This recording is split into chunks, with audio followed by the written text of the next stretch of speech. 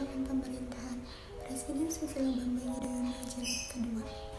Presiden Susilo Bambang Yudhoyono atau biasa disebut SBY menyebutkan bahwa pemerintah memiliki kebijakan-kebijakan strategis untuk menyikapi perekonomian nasional saat ini.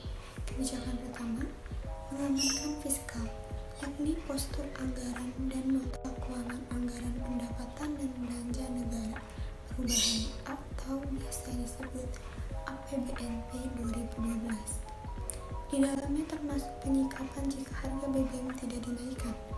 Kebijakan kedua, peningkatan dan optimalisasi penerimaan negara. SBY menegaskan bahwa masih ada peluang untuk meningkatkan sumber-sumber penerimaan negara. Semisal, penerimaan dari sektor pertambangan bukan hanya menggenjot pajak dari segala lini. Kebijakan ketiga, penghematan energi secara total. Keempat, penggunaan gas domestik. Penggunaan gas domestik diharapkan bisa mendorong industri sektor real sehingga pertumbuhan ekonomi bisa terjaga. Kebijakan ini juga dinilai berkaitan dengan upaya mengatasi masalah ketenaga listrikan. Harapannya, konsumsi BBM untuk pembangkit listrik bisa ditekan. Terakhir, kebijakan untuk meningkatkan investasi. Kepala negara mengatakan bahwa investasi berkembang jika iklim dan aturan kondusif bagi pengembangan investasi. Untuk itu, Presiden meminta iklim investasi harus kondusif untuk memastikan investasi berjalan dengan baik. Assalamualaikum warahmatullahi wabarakatuh. Saya Putra Putari dari 12 IPS 2 kelompok 5. Kali ini saya ingin menjelaskan tentang Perpu yang disahkan oleh Presiden Susilo Bambang Yudhoyono pada periode kedua tahun 2009 sampai 2014. Perpu yang disahkan itu ada 7. Yang pertama, Perpu nomor 1 tahun 2009, yaitu perubahan atas Undang-Undang nomor 10 tahun 2008 tentang pemilihan umum anggota Dewan Perwakilan Rakyat, Dewan Perwakilan Daerah, dan Dewan Perwakilan Rakyat Daerah.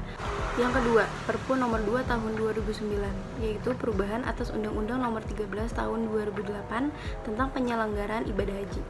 Pemerintahan perlu melakukan perubahan terhadap ketentuan mengenai paspor bagi jemaah haji sebagaimana diatur dengan Undang-Undang Nomor 13 Tahun 2008 tentang penyelenggaraan ibadah haji dengan mengubah ketentuan Pasal 1 Angka 11, Pasal 7 huruf D, Pasal 32, dan Pasal 40 huruf A yang terkait dengan penggunaan paspor haji. Yang ketiga, Perpu Nomor 3 Tahun 2009, yaitu perubahan atas Undang-Undang Nomor 9 Tahun 1992 tentang keimigrasian. Yang keempat, Perpu Nomor 4 Tahun 2009, yaitu perubahan atas Undang-Undang Nomor 30 Tahun 2002 tentang Komisi Pemberantasan Tindakan Pidana Korupsi. Yang kelima, Perpu Nomor 1 Tahun 2013, yaitu perubahan kedua atas Undang-Undang Nomor 24 Tahun 2003 tentang Mahkamah Konstitusi. Yang keenam, Perpu Nomor 1 Tahun 2014, yaitu pemilihan gubernur, bupati, dan wali kota. Yang ketujuh, Perpu Nomor 2 Tahun 2014, yaitu perubahan atas Undang-Undang Nomor 23 Tahun 2014 tentang pemerintahan daerah. Nama saya Pramita Noval Kusuma dari kelompok 5. Saya akan menjelaskan tentang penyelenggaraan politik ketika pemerintahan Susilo Bambang Yudhoyono atau SBY di jilid kedua. Pada tanggal 22 Oktober 2009 berlangsung pelantikan Kabinet Indonesia Bersatu 2. Kabinet ini adalah koalisi antara PD, Golkar, dan 4 partai Islam, PKS, PAN, PKB, dan PPP. Selain menunjuk menteri dan 6 menteri koalisi tersebut, Presiden Yudhoyono juga menempatkan beberapa profesional, tokoh-tokoh non-partisan atau teknokrat pada posisi pemerintahan kunci seperti Kementerian Dalam Negeri, Luar Negeri, Keuangan, Perdagangan, Pendidikan, Nasional, dan Kesehatan. Hanya 2 mantan jenderal TNI saja yang ditunjuk sebagai menteri dalam kabinet ini.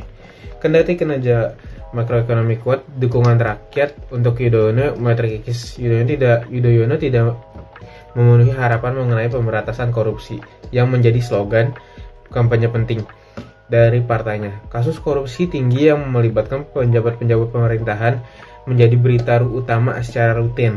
Lebih parah lagi, PD sendiri juga sangat ribet dalam skandal korupsi ketika beberapa anggotanya termasuk beberapa partai Demokrat Muhammad Nazarudin dituduh dan diadili untuk kasus korupsi Southeast Asian Games 2011. Diduga dalam event olahraga ini, uang suap telah dibayar sehubungan dengan pembangunan perkampungan atlet. Kemudian, Ketua Partai Demokrat, Anas Urbaningrum, ditangkap dan dijatuhi hukuman 8 tahun penjara karena menerima suap terkait dengan pembangunan kompleks olahraga Hambalang di Jawa Barat. Skandal ini makin mendekat pada Yudhoyono, sangat merusak popularitas Yudhoyono maupun partainya. Di masa pemerintahan SBY di jilid kedua ini terjadi banyak korupsi. Banyak yang bilang ini membuktikan bahwa lemahnya kepemimpinan Yudhoyono. Assalamualaikum warahmatullahi wabarakatuh. Perkenalkan, nama saya Nulis Haryani dari kelompok 5. Pada kesempatan kali ini saya akan membahas materi saya mengenai kebijakan politik luar negeri pada masa pemerintahan Presiden Susilo Bambang Yudhoyono jilid kedua periode 2004-2009. Kebijakan politik luar negeri pada masa pemerintahan Presiden Susilo Bambang Yudhoyono jilid kedua periode 2004-2009 mengalami beberapa perubahan kondisi.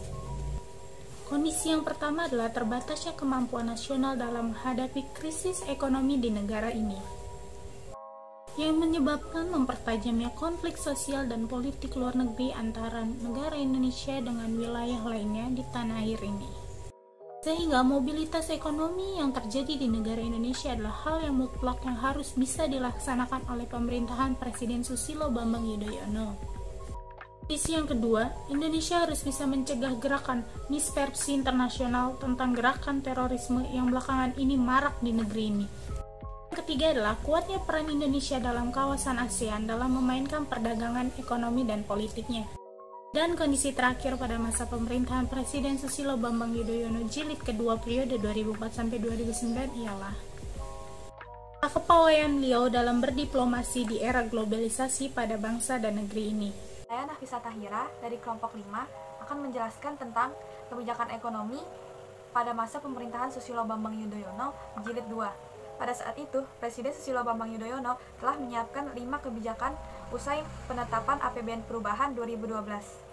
Menurut Presiden Susilo Bambang Yudhoyono, 5 kebijakan ini harus disusun dan dijalankan oleh pemerintah untuk mendukung APBN 2012 demi menyelamatkan perekonomian negara.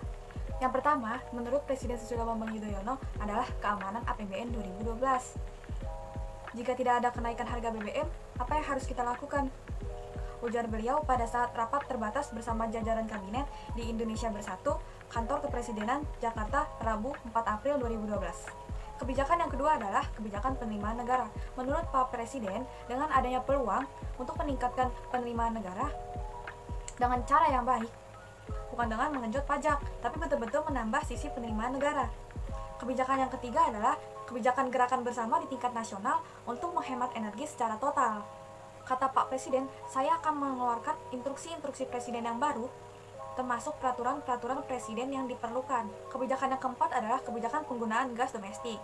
Menurut Pak Presiden, penggunaan gas domestik diharapkan dapat mendorong industri dan pergerakan sektor real. Dengan demikian, kebijakan ekonomi juga bisa kita jaga. Menurut beliau, kebijakan penggunaan gas domestik dapat sekaligus berkaitan dengan upaya-upaya masalah kelistrikan. Dengan demikian, konsumsi BBM untuk pembangkit listrik dapat kita turunkan. Ini memerlukan langkah cepat dan terpadu untuk semua ini. Dan yang terakhir, kebijakan meningkatkan investasi untuk tahun ini, tahun depan, dan tahun seterusnya. Investasi akan berkembang jika ada iklim dan kondisi ekonomi yang baik, serta ada aturan-aturan yang kondusif bagi pengembang investasi. Assalamualaikum warahmatullahi wabarakatuh. Nama saya Naufal Bima Raifan, saya dari kelompok 5. Saya akan menjelaskan kesimpulan pada masa pemerintahan Susilo Bambang Yudhoyono jilid kedua.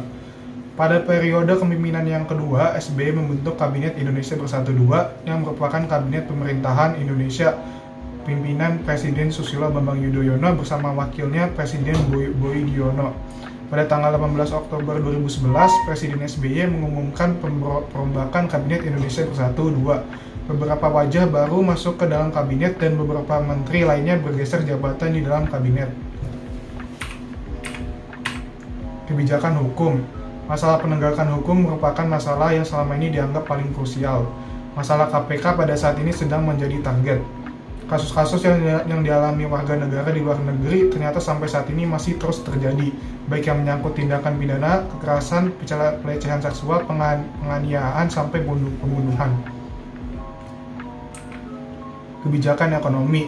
Kondisi perekonomian pada masa pemerintahan SBY mengalami perkembangan yang sangat baik, mengurangi subsidi negara Indonesia atau menaikkan harga bahan bakar minyak.